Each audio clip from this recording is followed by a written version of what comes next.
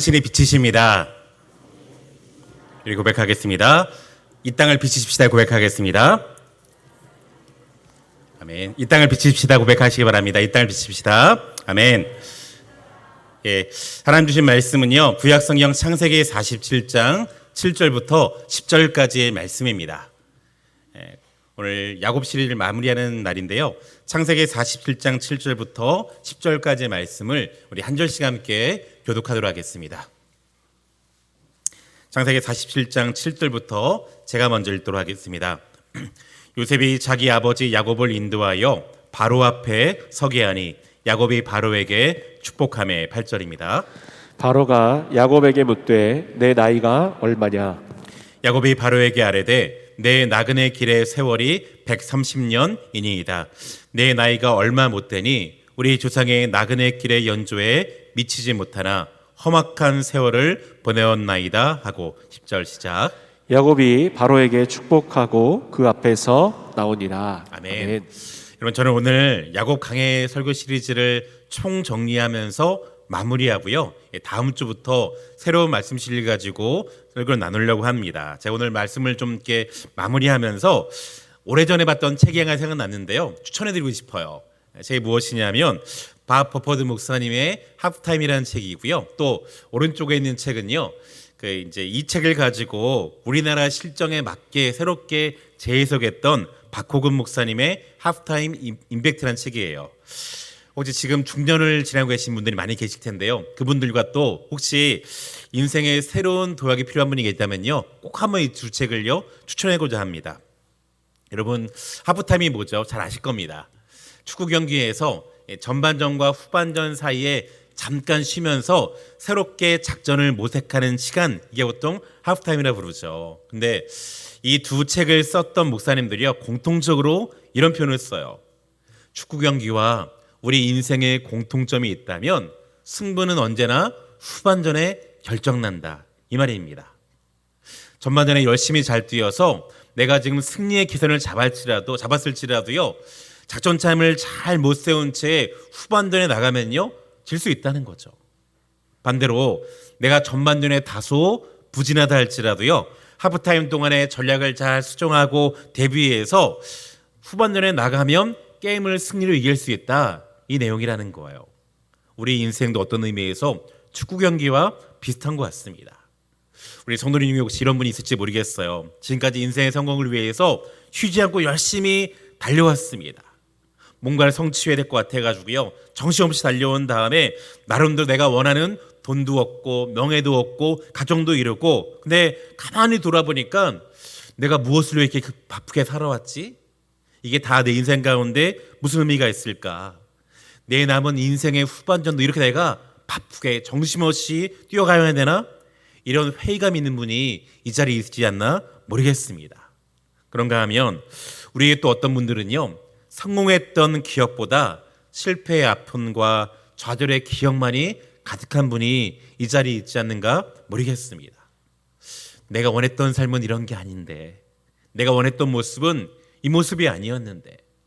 자, 오늘 우리가 야곱 시리즈를 마무리하는데요, 야곱이 딱 이런 하프타임 시간에 놓여 있는 겁니다. 여러분, 야곱 창세기 34장까지는요 야곱 인생의 전반전이에요. 그때 무슨 시간입니까? 말씀드린 것처럼 성공을 향해서 막 내달리는 사람입니다. 무엇인가를 성취하고 쟁취하기 위해서, 성공을 위해서 그냥 정신없이 뛰어갔던 시간, 야곱은 나름대로요 이렇게 뛰어온 나머지 많은 재산도 얻고 명예도 얻었습니다. 세상적인 관점에서는요 나름대로 성공한 인생이었죠. 그런데 만약 야곱의 인생이요 이렇게 끝나버렸다면 그의 후반전은요 굉장히 비참했을 겁니다. 여러분 기억나시죠? 창세기 34장에 세겜 땅에서 야곱이 얼마나 비참했습니까? 부자였지만, 자녀들은 있지만 완전히 가장으로서의 인격적인 모습이 추락한 채요 전혀 이 땅 가운데 여학력 없이 초라한 인격자로 남았습니다. 근데 하나님께서 35장에 와서요 어떻게 합니까? 야곱 인생의 하프타임 허락하십니다. 인생을 전면적으로 수정하기 원하세요. 야곱아, 너 지금까지 네가 추구했던 인생의 목적과 네 방향은 무엇이냐? 이제 새로운 목적과 새로운 방향으로 나아가라고. 야곱은 이렇게 하나님 안에서 하프타임을 맞이해서 새로운 인생을 조종한다면 어떻게 합니까? 뒤에 말씀드리겠지만 이제 후반전을 맞이해서요, 전반전보다 훨씬 더 아름다운 인생을 마무리하겠다라는 거예요. 하나님의 역사라는 이 성경의 큰 무대에서요, 믿음의 조상의 한 사람으로 이름을 당당히 내세울 수 있는 그런 사람이 되더라는 겁니다. 우리 성도님들은요, 어떤 인생을 살아오셨는지요? 꿈을 많이 이루셨습니까? 노력해서 물질도 얻고 결혼해서 자녀도 얻고 내가 이만하면 부러울 거 없다, 그런 인생을 사신 분은 계십니까? 아니면 열심히 살아왔는데요, 손에 든 것들은 아무것도 없는 채 그저 씁쓸한 패배의 기억과 몸이 아픈 것만 남은 분이 계시지 않는지요? 여러분, 지금까지 우리가 어떤 삶을 살았는가? 그거보다 더 중요한 건요, 이제 남은 삶을 어떻게 살 것인가, 더 중요하다는 거예요. 아니, 더 중요한 것이 무엇이냐면 오늘 하나님 내게 허락하셨던 이 인생의 하프타임에서 내가 어떻게 이것들을 잘 활용해서 내 인생의 후반전을 대비할 것인가. 만약 우리가 오늘 본문의 야곱처럼 하나님 내게 허락하셨던 인생의 하프타임을 잘 활용할 수만 있다면 반드시 하나님께서 우리 인생의 후반전을 야곱처럼 아름답게 이끌어 가실 줄 믿습니다. 저는 동주교회 모든 성도님들이요, 전반전보다 후반전이 아름다운 인생, 또 그것들을 위해서 하프타임을 잘 준비할 수 있기를 주님 이름으로 축복합니다. 그다음에 야곱이 어떻게 하프타임 가운데 어떤 방향으로 인생을 조정했는가, 두 가지를 말씀드리고 함께 기도하기 원하는데요. 첫 번째로 야곱은요, 자신의 힘을 다 내려놓고 하나님의 은혜만을 붙잡는 인생으로 변화됐습니다. 인생을 새롭게 재수정 어떻게 했다고요? 자기의 모든 힘들을 다 내려놓고요, 주님의 은혜만을 붙잡는 인생으로 변화했다는 거예요. 자, 오늘 우리가 읽은 본문은요, 지난주에 보았던 창세기 35장에서 한참을 건너뜁니다. 12장을 건너뛰는데요, 시간적으로 한참이 지났어요. 여러분, 야곱이 죽은 줄 알았던 가장 사랑했던 요셉, 그 요셉이 소식을 들어보니까요, 애굽 땅의 총리가 되었다는 겁니다. 그리고 당시 팔레스타인의 땅에 임했던 기근을 피해서 이제 요셉이 있는 애굽 땅으로 이주해서요, 요셉의 주선으로 말미암아 바로왕을 만났을 때가 오늘 본문이에요. 자, 바로왕이요, 나이가 착한 야곱을 보자 질문하죠. 야곱이요, 당신이 요셉의 아버지가 들었는데 지금 나이가 몇 세시냐고. 그러자 야곱이요, 이렇게 대답하는 겁니다. 오늘 구절 보니까 야곱이 바로에게 아뢰되 내 나그네 길의 세월이 130년입니다. 내 나이가 얼마 못 된다 하더라고요. 우리 조상의 나그네 길의 연조에 미치지 못하나 험악한 세월을 보내었나이다. 내가 올해 130살인데 내가 지금까지 험악한 인생을 살았다고. 야곱이 표현했더니 험악한이란 이게 무슨 말일까요? 히브리어로 이 단어는요, 라라는 단어인데 그냥 번역하면요, 나쁘다 이런 뜻입니다. 그런데 이 단어는 성경에서 굉장히 폭넓게 사용한 단어예요. 먼저 이 단어는요, 험악한 단어는요, 육체적으로 또는 정신적으로 고통을 당했다, 이때 쓰기도 하지만 또 한 가지, 내가 하나님 앞에서 큰 죄를 지은 다음에, 잘못을 지은 다음에 내가 영적인 고통을 지었다, 이때 쓰인 단어가 험악하다, 라라는 단어입니다. 야곱이 뭐라는 거예요? 내가 어떨 때 살다 보니까 육체적인 고통도 있었고 정신적 고통도 있지만, 그러나 가장 중요한 것, 내가 하나님 앞에 잘못해서 이런 수많은 고통을 겪었다, 이 고백하더라는 거예요. 여러분, 야곱, 우리가 지금까지 쭉 봤지만요, 야곱의 인생은 실제로 정말요 험악한 그 자체였던 것 같습니다. 그러니까 태어날 때부터 험악했죠. 어머니 뱃속에서부터 쌍둥이 형 에서와 누가 먼저 태어느냐 가지고 싸웠던 게 야곱이었어요. 어릴 때는요, 아버지 집에서 아버지의 사랑을 자기 형 에서에게 빼앗깁니다. 그래서인지요, 아버지를 속여서 내가 형의 축복권을 쟁취하겠다고. 그것 때문에 어떻게 돼요? 형으로 말미암아 죽임을 당할 뻔하고 하루아침에 빈털터리로 도망자가 된 것, 이게 야곱이었어요. 그렇게 먼 나라에 가서 고생스럽게 타향살이 하는데요. 감기원 외삼촌에게 속죠. 14년 동안이나 머슴살이를 했고 품삯을 10번이나 착취당한 게 야곱이었어요. 20년 만에 고향을 돌아왔는데 자기 형 에서가 400명의 군사를 이끌고 지금 날 잡으러 온다. 이 소식을 듣자 야복강가에서 두려움에 벌벌 떨었던 게 야곱이었고요. 겨우 화해한 다음에 세겜 땅에 정착인 어떻게 합니까? 그만 외동딸 디나가 그 땅 추장에게 성폭행을 당하고요. 아들들이 복수한다고 나섰다가 오히려 그 세겜 인근 지역들에게 가족 전체가 몰살당할 뻔한 큰 위기를 처한 게 야곱의 일생입니다. 우리가 다 보진 않았지만요. 나중에 가장 사랑하던 아들 요셉이 어떻게 합니까? 짐승에게 찢겨 죽었다는 이 소식을 듣고 졸도한 적도 있었고요. 가나안 땅에 기근이 들어서 온 가족이 굶어서 죽을 뻔한 위기. 가만히 보니까요. 보통 사람 같으면 한두 가지 겪어도 어려운 일들인데 이것들을 전부 다 몸으로 겪은 그야말로 험악한 인생을 살았던 게 야곱이었어요. 중요한 것, 야곱이 왜 이렇게 험악한 인생을 살았을까? 사실은요, 자기 때문입니다. 자신 때문이에요. 스스로 자기가 그렇게 만든 거죠. 여러분 기억나시죠? 야곱이 어릴 때 이제 집을 떠나서 도망간 이유도 무엇이었습니까? 아버지 형을 속이고 장래권을 탈취했기 때문에 자기 때문이었어요. 삼촌의 집에 가서 고생한 것도 그렇고요. 또 고향으로 돌아오는 길에 형 때문에 벌벌 떤거 사실은요, 자기 죄 때문입니다. 세겜에서 고생한 이유가 무엇입니까?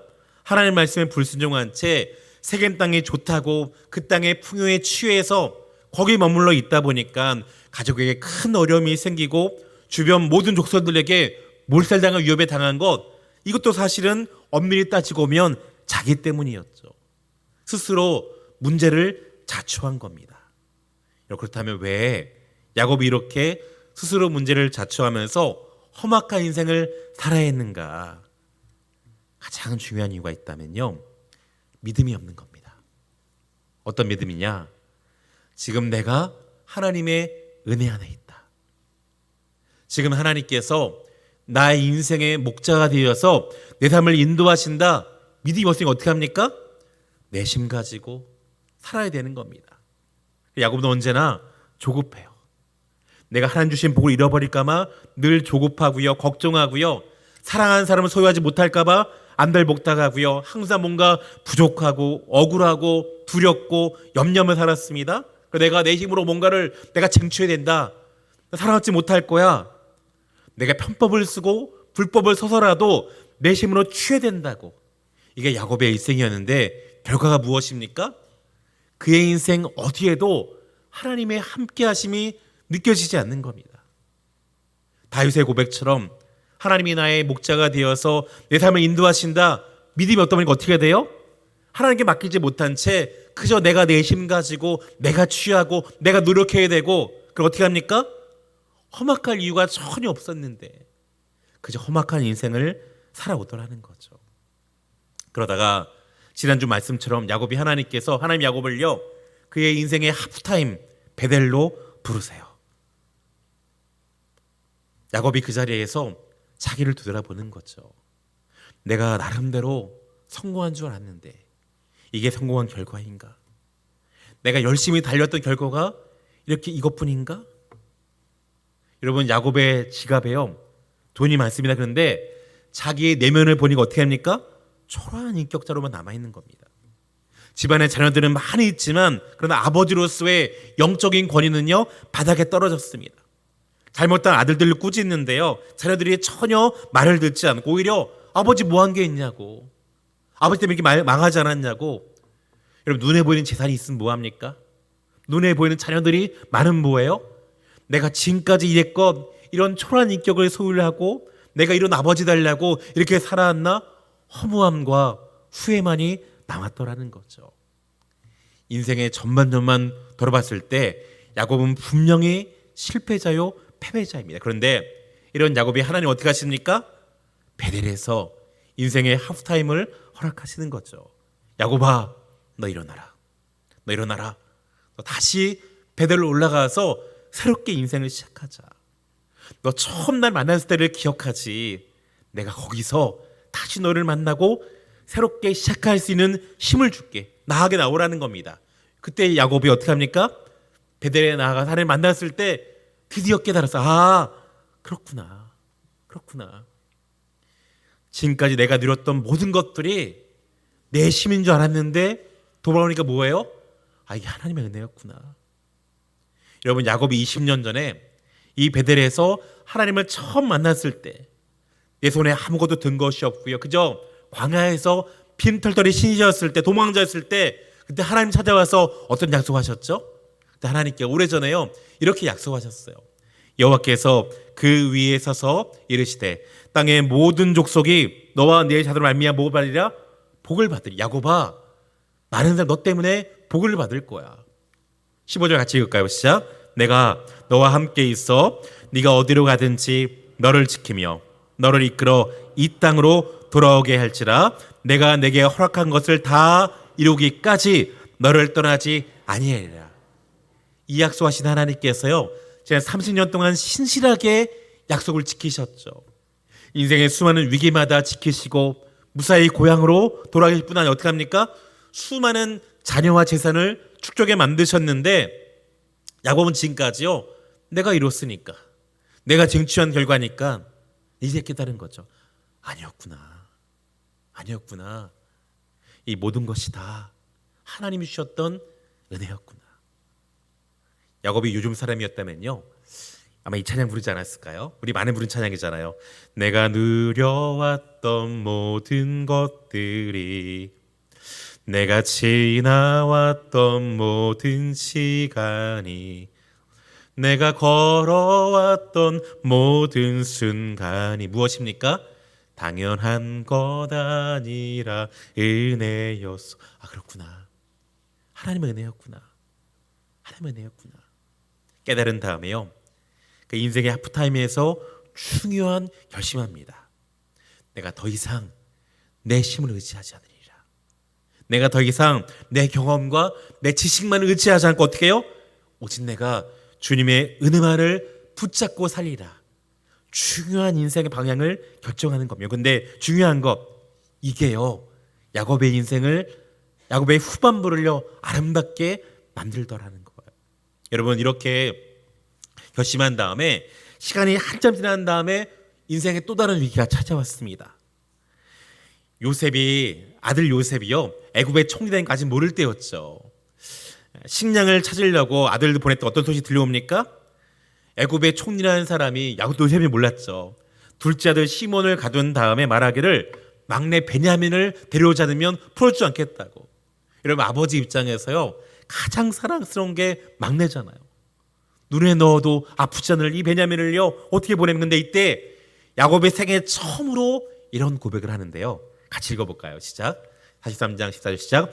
전능하신 하나님께서 그 사람 앞에서 너희에게 은혜를 베푸사 그 사람으로 너희 다른 형제 베냐민을 돌려보내게 하시기를 원하노라. 내가 자식을 잃게 되면, 여러분 야곱이 지금 하나님 뭐라 표현합니까? 전능하신 하나님. 전능하신 하나님. 무슨 의미일까요? 지금까지 내 인생에서 나와 함께 하시고 나의 모든 위기의 순간마다 나를 지키셨던 그 전능하신 하나님께서 다시 한번 우리 내 삶 가운데 은혜를 베푸실 거다. 분명히 그 하나님께서 시몬을, 베냐민을 돌아가게 하실 거라고. 내가 그 하나님을 신뢰함으로 한다고요? 기꺼이 베냐민 하나님께 맡기겠다는 겁니다. 내어드린다는 거예요. 만약에 하나님의 뜻이 아니라면 뭐랍니까? 내가 자식을 잃으면 이리로다. 내가 하나님을 신뢰함으로 이 모든 사항을 하나님께 맡긴 채 주님과 함께 한 걸음 하나금 나아가겠다 믿음을 고백하는 거예요. 이전에 야곱 어떤 사람이었습니까? 이런 위기에 닥치면 내 머리를 가지고 내 꾀를 가지고 어떻게든지 막 장깨 부려서 수단 방법 가리지 않고 취하는 게 야곱이었는데 이제 어떻게 합니까? 주님께 맡기는 겁니다. 하나님, 전능하신 하나님, 지금까지 은혜로 내 삶을 이끌어왔던 하나님, 주님께 맡깁니다. 주님께 드립니다. 하나님, 당신의 뜻대로 이끌어 가시라고 믿음의 결단을 하더라는 거죠. 2006년인가 미국에서 총기 난사 살인범에게 인질로 붙잡혔다가 7시간 억류됐다가요. 그 총기 난사범을 자수하게 만든 한 여성이 있습니다. 여성의 이름이 애슐리 스미스라는 자매인데요. 이분이 썼던 책 중에 기적을 믿는다는 책이 있는데요. 이 책을 가만히 읽어보면요. 자신이 그 총기 난사범에게 인질로 잡힌 상을 자세히 묘사하고 있어요. 이분이 새벽 2시쯤에요. 슈퍼마켓 갔다가 돌아오다가 아파트 주차장에서 인질에게 붙잡혔다는 겁니다. 인질범이 누구냐면 얼마 전에 미국 애틀랜타 법정에서요. 4명 법정에서 판사와 여성 보안관을 한 번에 4명을 총으로 살해했던 무서운 잔혹한 살인마였다는 거예요. 이 자매가 이분에 잡힌 다음에요. 테이프에 결박당하고 화장실 욕조에 처박히면서 수차례 살해유를 받았다는 겁니다. 얼마나 두려웠을까요? 그런데 이 자매가요.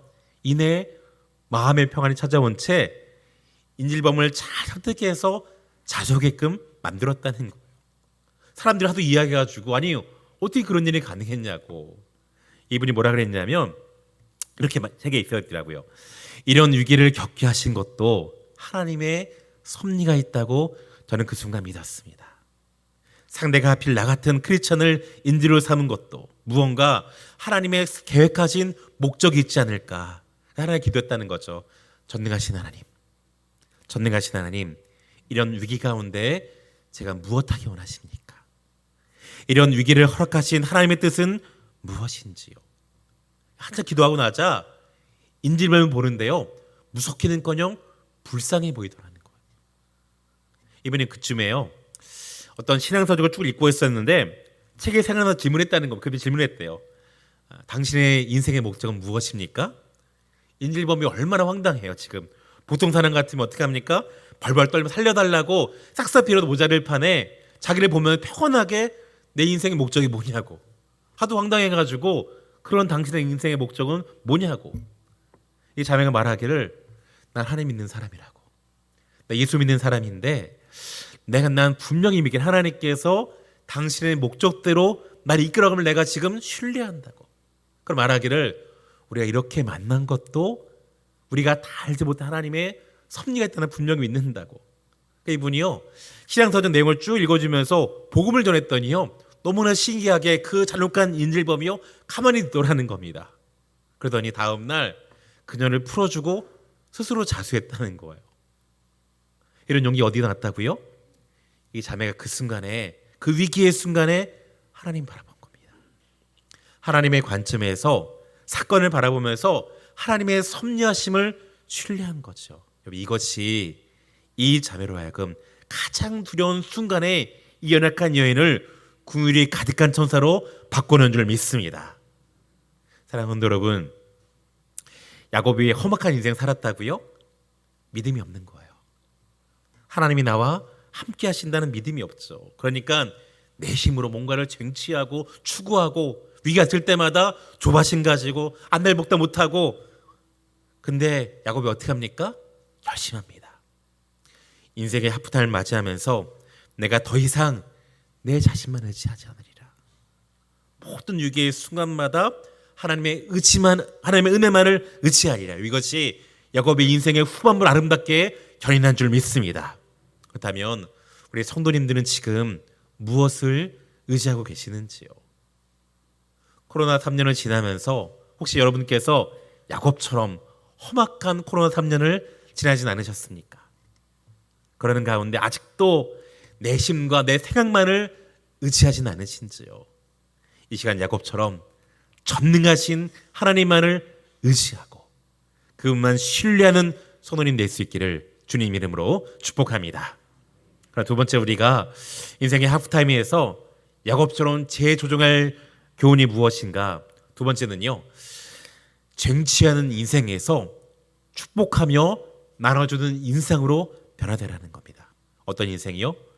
쟁취하는 인생에서 빼앗는 인생, 이제는 축복하고 나눠주는 인생으로 삶을 조정하라는 거예요. 자, 오늘 47장 7절에 보니까요 이런 말씀이 있어요.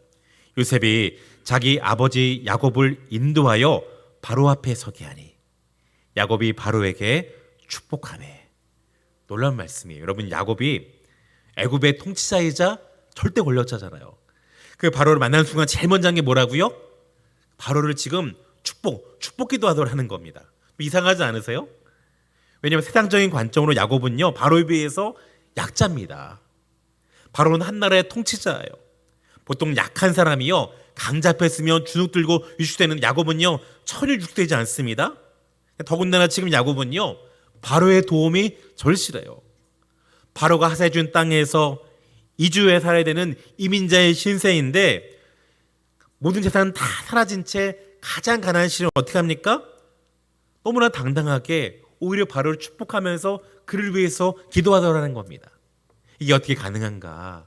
여러분, 이스라엘 백성들에게 있어서요, 내가 남을 축복한다, 이게 무슨 의미냐면 내가 하나님을 소유하는 것을 내가 자랑스럽게 믿는다, 이 표현이 바로 뭐예요? 남을 축복한다는 겁니다. 하나님이 나의 하나님이시다. 내가 그 하나님을 의지함으로 어떻게 해요? 내게는 축복을 당신에게 부어준다는 그 신앙의 표현이요, 믿음의 표현이 뭐라고요? 남을 축복한다는 거예요. 사실 이때 야곱의 부자가 아니었잖아요.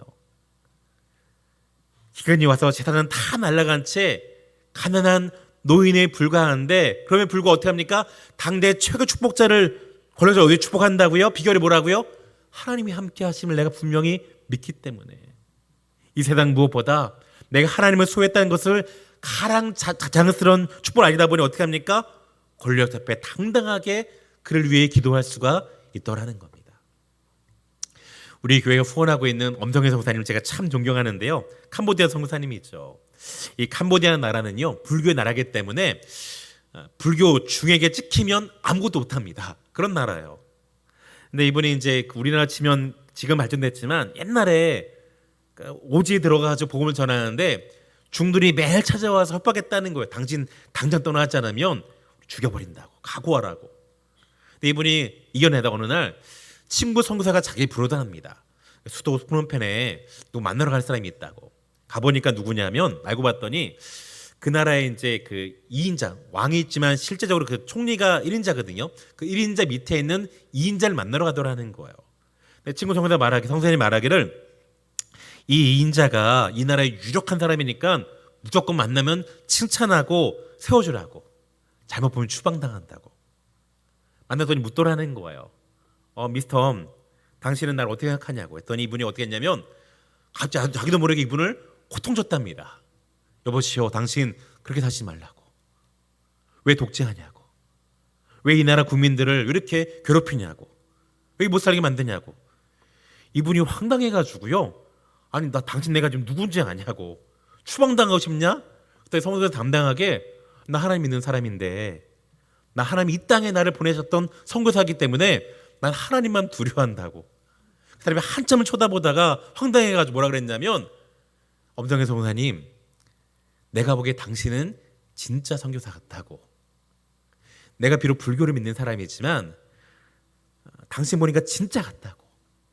다른 모든 선교사는 다 내 눈치 보면서 벌벌 기는데 당신은 당당을 보니까 당신 믿는 하나님을 내가 느낄 수 있다고. 그럼 말하기를, 소문내면 안 되지만 나를 위해 기도해달라고.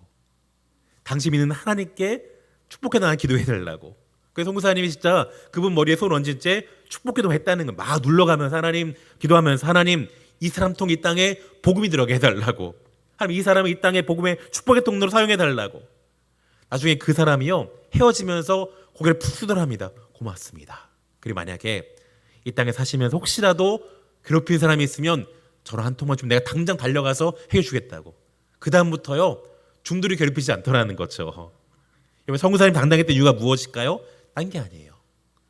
하나님이 나의 하나님이신데, 전능하신 하나님께 나와 오늘 함께 하시는데 내가 무엇을 두려워하리요? 하나님 나를 이 땅에 축복의 통로를 부르셨는데 내가 무엇을 두려워하리요? 여러분, 야곱이 당대 권력자 앞에 당당했던 이유가 무엇입니까? 내 비록 지금 당장 지갑에 돈이 없다 할지라거나 나는 돈보다 더 큰 축복을 소유했다는 거, 어떤 축복입니까? 저 당대 권력자가 전혀 알지 못하는 전능하신 하나님, 그분의 위대하심이 내 안에 있는데, 지금도 살아계셔서 온 천하 만국을 다스리는 하나님의 능력이 내 안에 있는데 어떻게 해요? 내가 그분의 축복이 통로기 때문에 내가 당신을 축복할 수 있다. 믿음이 있으니까 어떻게 합니까? 당당하게 주눅들지 않고 그 바로왕을 기도하더라는 겁니다. 놀라운 변화죠. 야곱은 이전까지요 남의 것들을 빼앗고 쟁취하며 살았습니다. 그저 빼앗고 취하고 끌어모은 것이 지금까지 야곱의 인생의 전반부의 전부였다면 이제 후반부 어떻게 변합니까? 하프타임을 잘 지난 가운데 이제는 나눠주는 삶으로 변하는 거예요. 인생의 말년에 와서요 베푸는 자로 축복하는 자로 누군가 내 주변 이웃 가운데 어려운 사람이 어떻게 합니까? 다가가서 그를 위해 기도하고 그를 세워주면서 새롭게 시작한 인생으로 만들어놓은 사람, 이것이 야곱의 일생이었는 줄 믿습니다.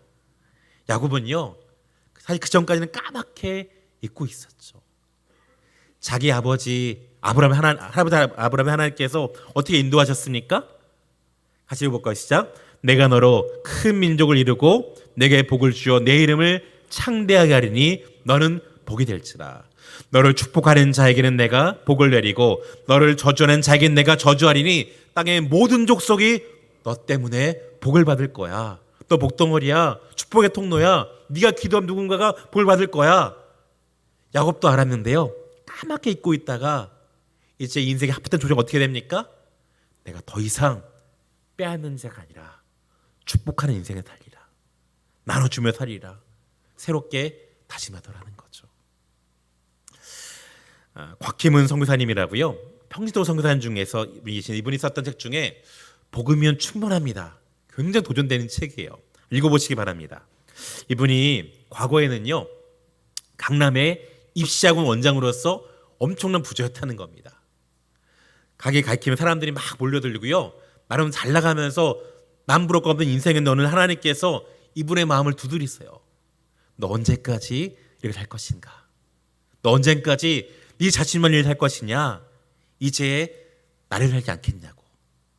이분이 예수님 만난 다음에 하나님께서 어떤 장면을 보여주시냐면 우연히 이분이 어떤 책을 보는데요. 뭘 봤냐면 아프리카 케냐의 쓰레기 마을이었던 고로고추란 마을에서 어떤 소녀가 쓰레기 가운데 있는 걸 이걸 본 겁니다. 그 순간 하나님께서 이분만 두드리면서 꿈을 줬어요. 너 이제 네 인생의 후반부를 이 사람들을 살지 않겠니? 이 가난한 소녀를 살지 않겠니? 이분이 그 순간에 모두 취한 것처럼 학원을 다 내려온 다음에 아프리카 날아갔다는 거예요. 그리고 어떻게 내가 처음에 평지도 선교사니까 아는 사람 없는데 그냥 달려간 다음에 그때부터 그 땅의 백성들과 함께 먹고 자고 세우면서 열심히 선교했습니다. 빈소 들어간 다음에 이분이요 유치원을 세웠고요. 청각 장애인을 위한 북찬양단을 만들었고요. 거리 아이들을 다 끌어모은 다음에 고아원을 만들고 수많은 아이들에게 빵을 주면서 나중에 어떻게 되냐면 복음을 전하면서 신실한 크리스찬으로 만들어갔다는 거죠. 어떻게 일을 합니까? 이번에 책에서 이런 고백을 해요. 이기적이고 나밖에 모르던 제가 누가 돈을 주는 것도 아니고 칭찬해 주는 것도 아닌데 한 번도 관심 가져본 적이 없는 이 땅에 살면서 그들을 사랑하게 된 것 한 가지, 하나님의 거룩한 꿈이 제 안에 있었기 때문입니다.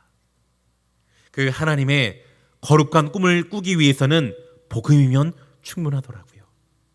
물론 빵과 우물과 학교와 병원 다 필요한, 그러나 십자가를 빼먹으면 선교가 아니라고. 내가 깨달은 선교는 오직 십자가 하나 보고 나아가는 겁니다. 하나님은 거룩한 꿈을 가지고 주님의 복음과 사랑한 제자를 원하신다는 걸 깨달았다는 거예요. 그때부터요 인생이 완전히 재조용됐습니다. 얼마 전에 한국에서 간증하시는데요, 그렇게 잘 나가던 부자였던 때보다 지금이 훨씬 더 행복하다고. 지갑에 돈 없지 오히려 남들을 축복하고 세워주면서 사람들이 살는 인생이 너무나 익사이팅하고 새롭다는 거죠. 전 하나님께서 우리 모두 야곱처럼 남을 축복하는 인생으로 변화시키기를 원하시는 줄 믿습니다.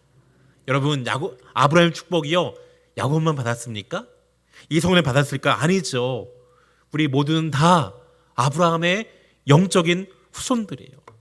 하나님께서 우리 모두를 통해서 우리 모두 주변 모든 사람들에게 이 복을 흘려보내기를 원하시는 줄 믿습니다. 따라할까요? 내가 복덩어리다. 나는 축복의 통로이다. 문제는 왜 우리를 통해서 이 복이 안 흘러갑니까? 잊고 있는 거예요. 우리는 지금까지 내가 누구인지 몰랐습니다. 하나님 지금도 나를 통해서 누군가를 세우고 축복한 인생을 살기 원했는데 야곱이 어떻게 했어요? 까맣게 잊어버린 거죠. 내가 누군지 몰랐을 거 어떻게 합니까? 그러니까 빼앗고 쟁취하고 내 지갑만 채우는 인생. 야곱이 인생의 하프타임 맞으면 어떻게 변화됩니까? 내가 더 이상 나만이 살지 않으리라. 내가 축복하는 인생을 살리라. 나눠주며 섬기며 봉사하며 희생하며 살리라. 내가 누군지 깨달은 겁니다. 자, 성도 여러분, 말씀 마무리할 텐데요. 지금까지 야곱의 전반적인 인생이 어땠습니까? 그저 빼앗고 쟁취하고 안달목탁하면서 조급한 인생이었죠. 그러나 하나님은요, 그 인생을 새롭게 조정하셨습니다. 다시 베델로 올라가는 말씀에 순종해서 인생의 하프타임과 어떻게 인도하세요? 너희 이제 더 이상 그렇게 살지 말라고. 은혜만 의지해라. 나눠준 인생에 살아야 돼. 그게 너의 인생이야. 우리 성도님들은 남은 인생의 후반전을 어떻게 살기 원하십니까? 우리 모두 다 야곱처럼 하나님 허락하셨던 오늘 이 인생의 하프타임 가운데 인생을 새롭게 조정하시고 전반전과 전혀 다른 후반전이 훨씬 아름다운 인생 다 살 수 있기를 주님 이름으로 축복합니다. 그러기 위해서 어떻게 합니까? 하나님 의지만 의지하시기 바랍니다. 내가 주님만 의지합니다. 주님만 붙듭니다. 내가 더 이상 내 지갑만 채운 인생이 아니라 나눠주고 세워주고 가난한 자를 돌보는 살기 원합니다. 이런 분명한 믿음이 있던 하나님께서 야곱처럼 우리 모든 인생의 후반전을 아름답게 결연하실 줄 믿습니다. 하나님 찬양하면서 믿음의 고백들을 주께 올려드리고 주님께 나아가도록 하겠습니다.